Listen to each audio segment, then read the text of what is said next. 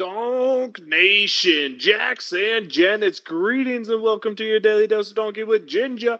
It's your boy, the Viking Donkey, bringing you some solo Steelers talk, I guess we'll say this week. Things are crazy, travel's happening, and of course the Steelers decide they have to play Thursday night football. I do not quite have Gingy's picks yet. I do have Lasker, so we'll at least get into that. We will have a breakdown hopefully on Friday with both Laskers and Gingy about the Titans and the Jaguars game. Oh, what can we say? That loss against Jacksonville was kind of disheartening. The Jaguars are a good football team, only a couple losses for a reason. But really, it just felt like the Steelers were outclassed, outleveled, and when the plays were there to be had, the Steelers were not making the plays. And it's just a weird little nuance thing. I won't talk too much about the Jags. I'll do a quick breakdown of the Titans game. I'm not overly prepared, as like I said, all sorts of travel, just got off a plane, but gotta get this out here, gotta get the stuff, gotta make sure the Steelers talk happens before the Titans game at Acrisure Stadium tomorrow or today, depending on where you are listening and what time it is for you. But anyway, let's talk about the Jaguars' loss. Another injury to Kenny Pickett. Was at the game, got to see it, and it just felt like when the plays, like I said, when the plays were there to be made, the Steelers are the team that just doesn't make them. And I'm going to lay it down as twofold right here, right now, the way I see things offensively and defensively. And it's plain and simple. When you watch that offense, you can't have a good offense with a bad offensive line. And I'm not sure how the Steelers fix it, but that offensive line is bad. It's not average. It's not mediocre. It's bad. It can't run block well. It can't pass block well. When you fail at both aspects there, the offense is going to be terrible. It doesn't help that the quarterback is being slow through his reads. The wide receivers, Deontay Johnson, is missing the ability to make plays when they're there, dropping a couple on the first drive. And you just have running backs that just don't have holes or lack vision like Najee Harris. And it's just the offense that flutters and only can score 10 points. Even after Pickett gets knocked out, I mean, Trubisky leads one touchdown drive and then shows you why he's Mitch Trubisky with two interceptions that honestly it could have been four the way he was playing. He just terrible reads, terrible decisions by Mitch. Luckily, Kenny will hopefully be back for the Tennessee game. If not, you had to go and you'd say, man, I would rather see the unknown in Mason Rudolph than the known quantity of problems that is Mitch Trubisky. Now we get to the defense side of the ball. They hold early, but they give up points every time early in a game. An offense that can't play from behind is always playing from behind. A defense that wears out is always wearing out because now the offense that can't do anything well is making them on the field all the time. Is it a chicken? Is it an egg? I don't know. But my problem with the Pittsburgh Steelers defense, and it showed in this game, is they're a defense that's designed not to give up the big play, yet week in, week out, they give up the big play. They gave up a huge touchdown to Travis Etienne. It's every week someone's out there making a 50-plus yard play that changes the course of a game. Now, albeit the Steelers are still 4-3, the season's far from over. We could see some progression going forward. I mean, the defense looks better with Joey Porter Jr., no doubt about it. The defense will be looking better getting Cam Hayward back this week against the Titans, no doubt about that. You see the offensive progression. Deontay Johnson being able to get open makes this offense so much better and so much more dynamic, but he still misses big plays. And the Steelers still seem to lack that just ability to finish off drives. The Kenny Pickett trying to throw Deontay Johnson sitting down in the end zone so he doesn't get killed by a safety. Deontay keeps running the route. I don't know who it's on. I'm not going to claim to know who it's on, but it's all year. Receivers and the quarterback are just running opposite routes, and it's just infuriating as a fan to watch because this stuff should be getting better, and it seems to be getting worse.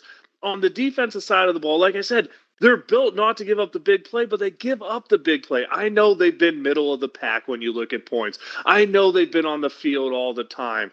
But a lot of that is their own doing by giving up points early in a game. And let's be honest, elite defenses of the past the Steelers had, we wouldn't be here going, well, they did good enough. They did enough. We'd be saying they won the game. And we've said that before with the turnovers.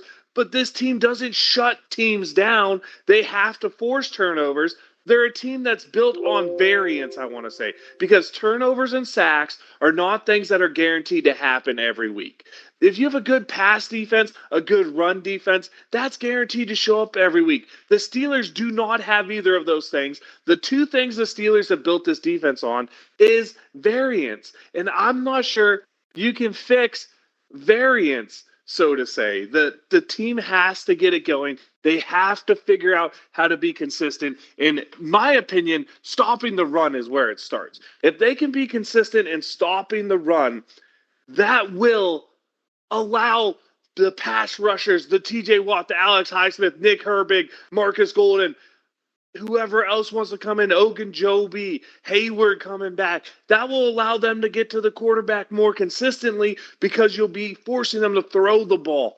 And yeah, they did a little better stopping the run this week, but still, giving up almost 4 yards a carry when the other teams, they're going to run it in bad conditions because weather conditions obviously affected things. But to me, the Pittsburgh Steelers' biggest problem is they didn't build this team to be actually good at anything. They built this team off variance. They like to force turnovers and get sacks. But those are things that you can't really guarantee and build in. And the getting sacks thing would work if they ever stopped the pass. But in terms of yards per play, they are one of the bottom 10 offense or defenses in passing and in running. They just don't stop anything. They allow yards everywhere. And yes, I know we can say, but look, dropped passes for touchdowns in Baltimore makes us look great. Interceptions against the Rams, against Cleveland make us look great. But it really doesn't. When you look at this team in points, they're middle of the league. When you look at this team in yards, they're bottom of the league. The only thing this team is good at is forcing turnovers and scoring defensive points, which is huge. It's why we are where we are. But at the same time, the way this team is built is why we are where we are. It's why the fans are feeling the way they do. It's because when you put on a Pittsburgh Steelers game tape, any of them this year, you cannot say this team does anything well. I mean, outside of get to the quarterback, but even then, there's games where they don't get to the quarterback. It's a team that is not designed to stop the run, a team that's not designed to stop the pass. It's a team on offense that's not designed to pass the ball, not designed to run the ball. It's a team that lacks true identity on both sides of the football, and I think that's showing big.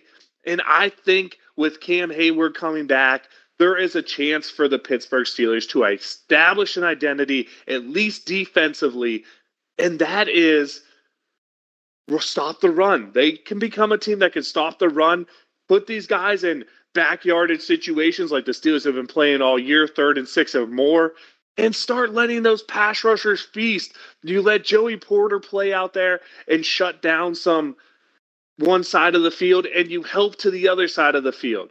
Now, I intentionally left this out. Maybe the biggest problem the Steelers have going forward is the loss of Minkah Fitzpatrick, the captain on the backside there. Someone's going to need to step up. Someone's going to need to play bigger. I mean, Minkah hasn't had a huge impact this year because we've been using him as a box safety anyway, instead of the free safety where KZ was playing.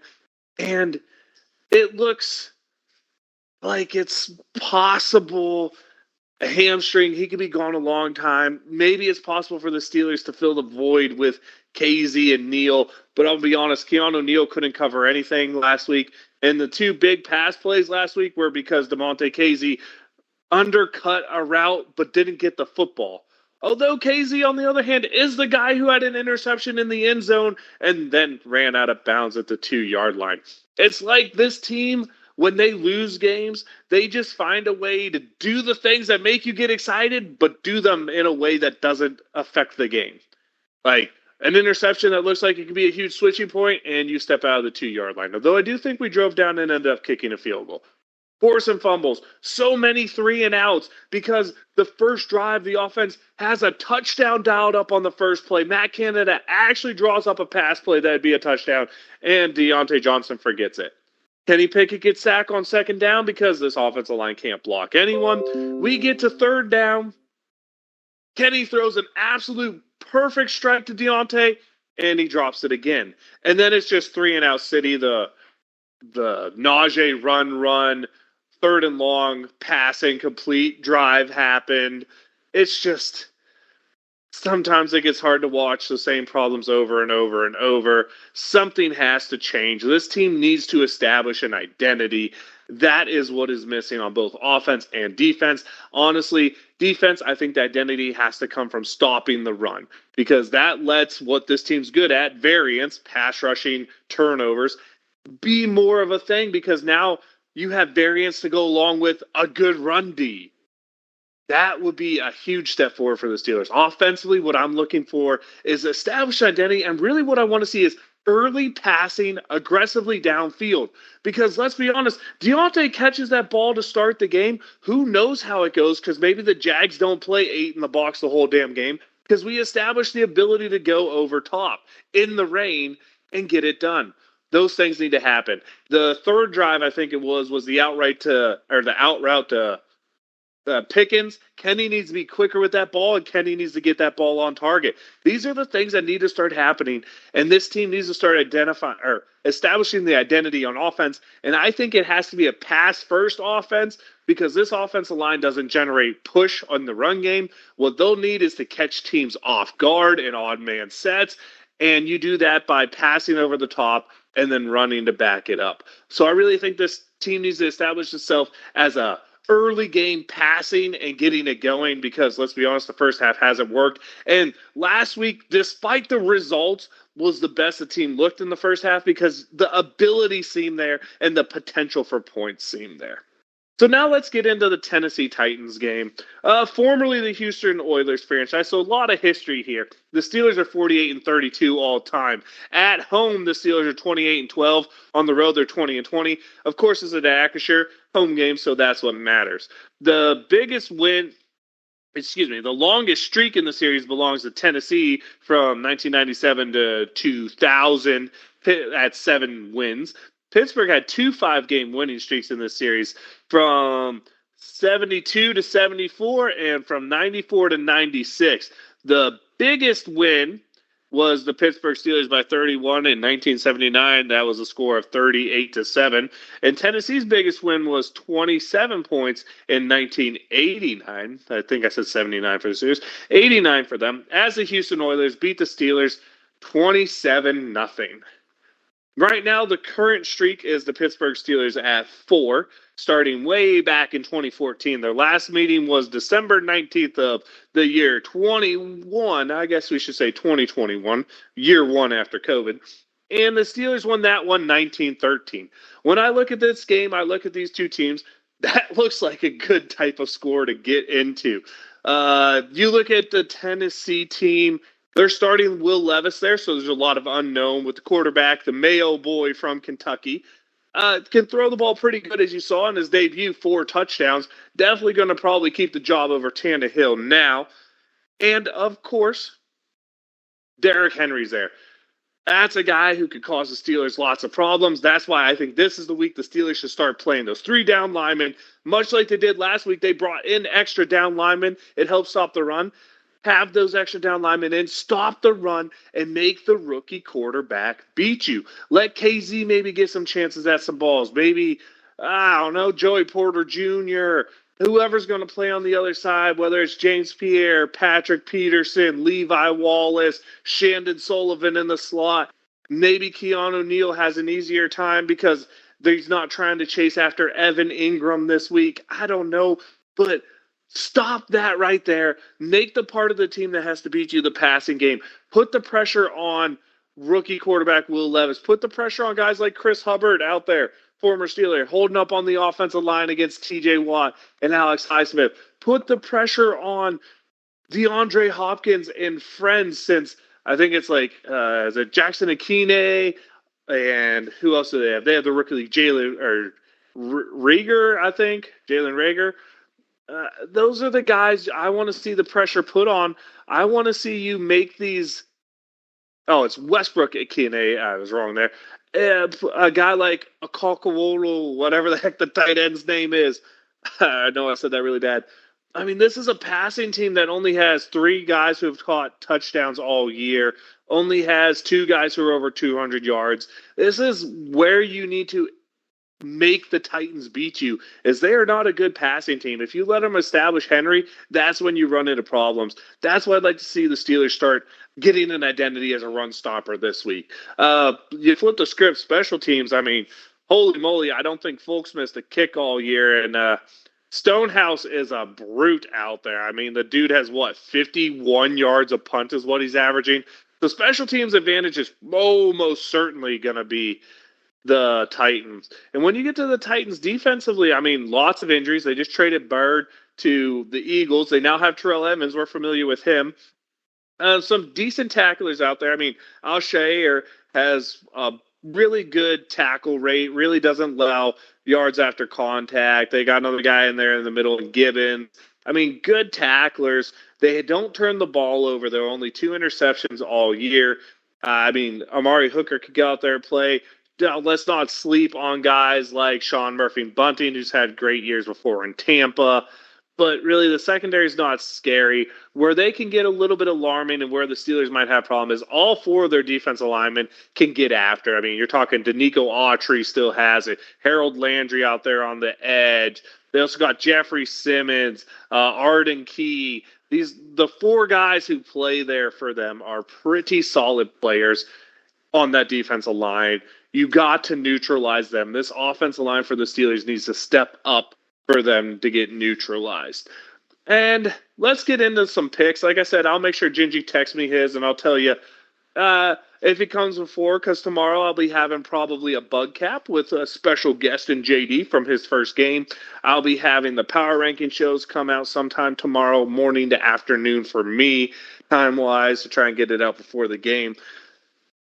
But let's get into the picks. Let's get into the Steelers-Titans. I'll have Laskers and Gingy to talk the rest of the AFC North on Friday, hopefully. But the Laskers likes the Titans winning this game 28-17. He says the X factor will be Najee. I can see that. I mean, the Titans just came off a game where they looked good and the Steelers looked lost. Steelers come with an injured quarterback. Tennessee looking like they might have found a better quarterback because their quarterback was injured. I see all those things. I really do. But this feels like the prototypical bounce back game the Steelers always have under Mike Tomlin. They always finish 9-8 for a reason. Whether or not they deserve to is the question. But this feels like the bounce back game. It feels like Will Levis, after the great debut, is going to have a little bit of a letdown in game 2. Feels like the Steelers getting Cam Hayward back is going to have that little extra jolt of energy, so to say. So I have to say, I feel this is very close to the last time these two teams played, but I feel it's a closer game this time. I'm looking for the Steelers to win it 17-14. Don't know why, but I really feel this is the bounce back game the Steelers need to have. Now go ahead. I'll get to my shout out for this week, putting it into this show. My shout out is going to be the Ring of Honor introductions for the Steelers that I got to see on Sunday, and that I got to watch their whole careers. And that, of course, is Aaron Smith and Debo. James Harrison. Wish we could have got the win for them there. It didn't happen. It is what it is. Now it's time to let you know I am the Viking Donkey. That's Viking_Donkey on Twitch and Twitter. Your daily dose of Donkey. The Ginger is a YouTube channel where you get all this fun content. Be sure to tune in because we're going to have more with Laskers, more with Gingy, a bug cap with JD going to his first ever Steelers game, and the Power Ranking Show. All coming up before the end of this week. Things are busy. Things are hectic. Timeline is crazy because Steeler football is front and center. Fake Football Thursday is Steeler Football Thursday this week. That means JAX and Jennings, you need to be ready. You need to be amped. You need to put the JAX games behind us and wave them if you got them. Here we go, Steelers.